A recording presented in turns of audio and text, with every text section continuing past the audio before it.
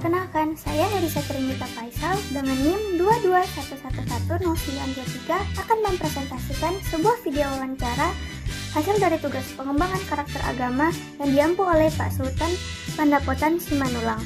Semoga bermanfaat dan selamat menyaksikan. Halo semuanya, aku Ringmaster AI. Aku akan menemani kalian dalam sesi kali ini. Hari ini aku akan menunjukkan sebuah video wawancara mengenai kerukunan agama di Indonesia. Video ini merupakan tugas mata kuliah pengembangan karakter dan agama yang diampu oleh dosen kita, Pak Sultan Pandapotan Simanulang. Jadi tarik napas, siapkan pikiran terbuka, dan mari kita telusuri bersama bagaimana perbedaan bisa menjadi kekuatan, bukan sumber konflik. Oke, ayo kita mulai video pertama dengan narasumber agama Islam. Bagaimana ya kira-kira hasil wawancaranya? Assalamualaikum warahmatullahi wabarakatuh.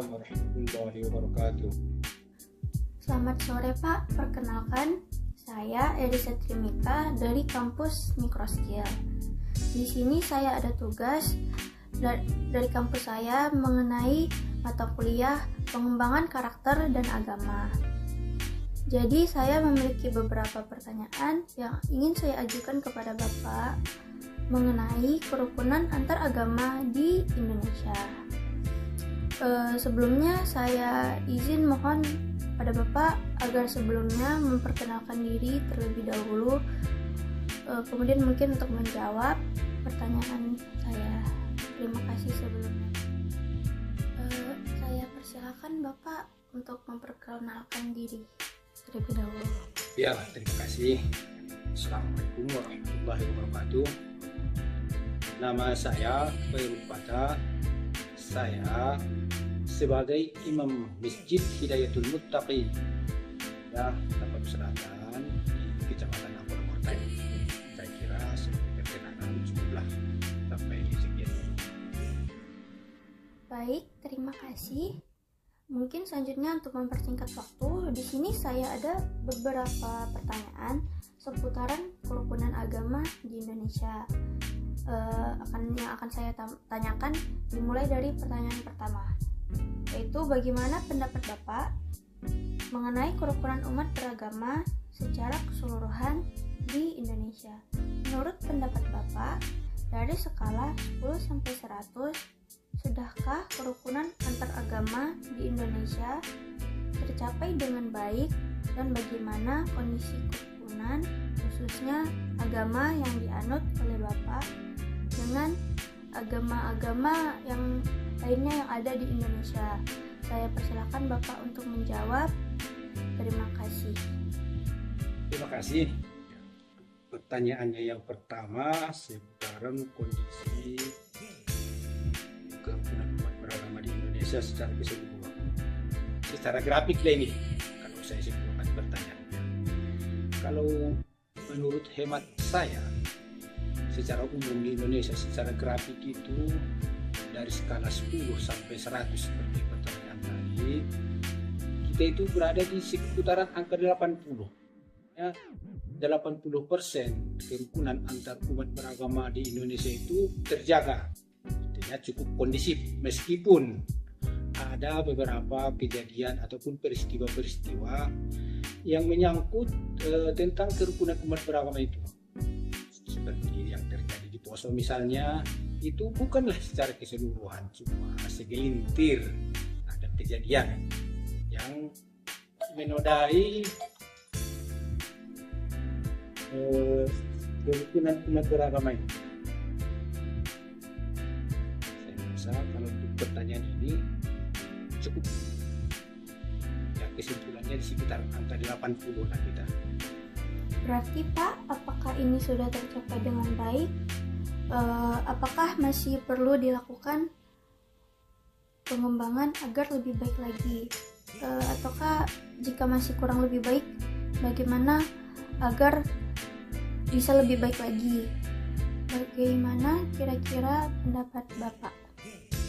Kalau kita mengatakan kurang baik itu dari angka yang kita paparkan tadi itu yang kita sebutkan, memang perlu ditingkatkan karena masih ada ruang lingkup untuk meningkatkannya.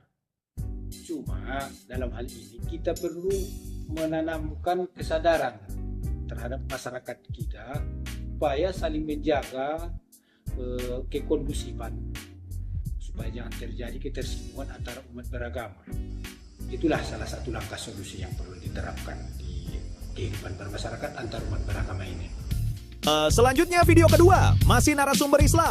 Terima kasih. Di sini ada mahasiswa yang memberikan pertanyaan kepada saya. Perkenalkan dulu, nama saya Zulfan Dipai Siregar. Kebetulan saya pengurus organisasi Muhammadiyah di Kabupaten Selatan. Baik, dalam ajaran agama Bapak sendiri, bagaimanakah kerukunan antar umat beragama diajarkan? Kalau diajarkan dalam Islam, apalagi di kalangan kita Islam, tidak pernah itu Ustadz mengajarkan itu musuhilah agama lain, tidak pernah itu. Malah kita disuruh menghargai dan berikan contoh yang baik akan agama lain. Itu disuruh dalam ajaran Islam. Tidak boleh kita menyenggol atau menyinggung perasaan agama orang lain. Malah kita disuruh menghargai dan mencontohkan bagaimana Islam itu sebaik-baiknya untuk menghargai orang lain. Itu saya rasa dicontohkan oleh Islam. Yang pertama lah contoh kecil dalam Islam. Waktu masa Idul Adha ada namanya itu kurban. Di dalam Islam diajarkan itu kalau masih ada di dalam lingkungan kita itu non muslim, harus kita ikutkan mereka dan kita berikan walaupun sekedar merasakan itu apa itu daging kurban, itu harus kita hargai. Itu ajaran Islam. Malah bukan kita sisihkan mereka, malah kita ajak mereka bahwa inilah Islam itu sebenarnya lantaran menurut ajaran Islam. Islam itu kan kalau bagi kita rahmatan lil alamin, untuk contoh bagi semua orang, bukan hanya untuk Islam. Menurut saya tidak pernah itu diajarkan kepada kita untuk bermusuh-musuhan, kira-kira begitu. Kita lanjut ke video ketiga, kali ini dengan narasumber Kristen Protestan. Silakan disimak ya. Perkenalkan, nama saya Cornelius. Sekarang aktif di bagian Kementerian Kesehatan di Penugasan Khusus Nusantara Sehat, dan aktif juga di bagian Majelis Pusat bagian Nakosuku di KPA.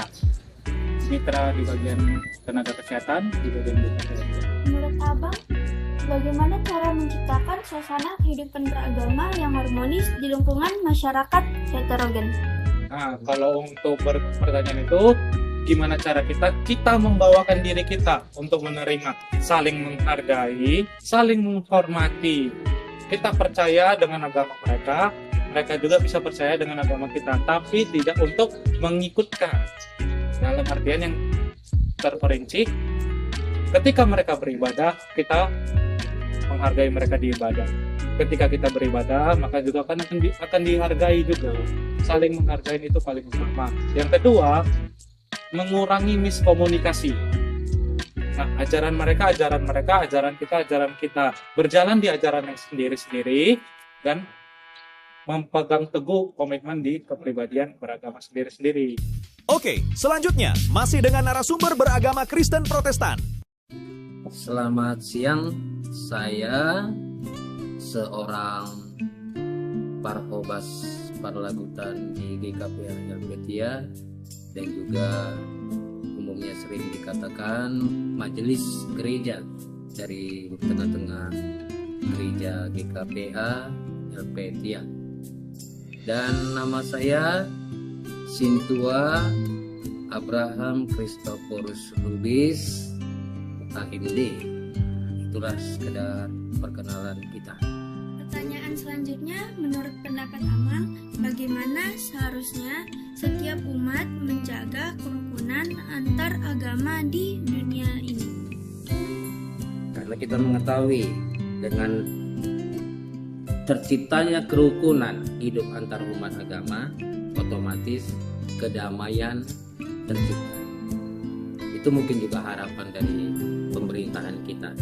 Kalau sudah akur antar umat agamanya, tidak ada lagi yang saling pecah bebelah, tidak ada yang saling lagi menonjolkan, tapi tetap merasa saling keikatan persaudaraan itu, otomatis akan terjadilah kerukunan itu. Tidak gampang dipecah belah. Itu dia yang harapan setiap insan lah di muka bumi ini, karena itulah yang luasnya. Dan juga ya agama, biar agama apapun pasti dia ujung-ujungnya apa yang diminta, kasih, pengampunan. Karena kita sudah unik, sudah diciptakan di kehidupan di kita tuh, apa yang dituntut dari kita itu memang ya kita tidak bisa kita menutup diri hanya di dalam kelompok itu yang kadang membuat perpecahan. Tapi kalau menjadikan itu semua persaudaraan, wah, otomatis menjadi kekuatan, termasuk untuk negara kita menjadi kekuatan. Ya. Oke, untuk pertanyaan kelima akan dijawab oleh narasumber beragama Katolik. Mari kita cermati. Baik, boleh. Perkenalkan, nama saya Vicky Alberto Samusi. Saya aktif dalam pelayanan misdinar di Gereja Katolik Santo Paulus, yaitu lebih tepatnya di Elpet, Gereja Katolik Santo Paulus Padre Pio. Nah, saya aktif dalam pelayanan misdinar, di mana tuh saya penumbuhan perjalanan iman saya di situ dalam bidang OMK. Kalau kamu tahu tuh OMK, orang muda Katolik. Ya, menurut saya, pendapat saya, ya orang pemerintah dalam menciptakan kerukunan agama itu peran penting itu untuk menjamin kebebasan beragama. Jadi harus dirasakan sama gitu, adil dan netral terhadap semua agama. Karena kan pemerintah penegak hukum gitu, harus membuat tindakan toleransi ke setiap agama, mendorong umat-umat beragama gitu, membuat kebijakan yang menghargai setiap agama yang lain gitu. Harus bisa hidup berdampingan, ngasih edukasi ke setiap orang untuk belajar toleransi sejak dini gitu. Jadi membuat semua masyarakat itu penuh toleransi. Jadi terima kasih gitu. Sebagai penutup, oke, sebentar ya, jangan kabur dulu. Ayo kita tarik napas dan lihat lagi apa yang barusan kita lewati di video ini. Di bagian awal, kita dengar kalau kerukunan umat beragama di Indonesia sudah ada di angka sekitar 80%. Dan itu bagus, tapi belum berarti bisa ditinggal gitu aja. Dijaga, dirawat, dan dilakukan bareng-bareng. Dari perspektif Islam, pesannya juga jelas. Menghargai perbedaan dan menebar kebaikan. Itu nggak bisa teori doang, tapi sesuatu yang harus benar-benar kelihatan dalam kehidupan sehari-hari. Lalu di bagian tengah, nah ini menarik. Kita belajar dari pandangan Kristen Protestan bahwa banyak masalah besar justru berawal dari hal kecil. Miskomunikasi. Iya, salah paham, bukan salah iman. Dan di bagian akhir, perspektif Katolik mengingatkan kalau pemerintah punya peran penting sebagai penyeimbang. Mastiin semua orang punya ruang yang adil dan aman untuk menjalankan keyakinannya. Jadi setelah video ini selesai, semoga kita nggak cuma paham isinya doang ya, tapi juga ingat pesannya. Lebih banyak memahami, lebih sedikit bereaksi. Karena ya, perbedaan itu hal yang wajar. Yang nggak wajar itu membiarkan salah paham, merusak kerukunan yang udah susah payah kita bangun bersama. Mari kita mulai dari hal-hal sederhana yang dapat kita lakukan setiap hari. Saling menghargai. Terima kasih sudah menyimak. Bye-bye.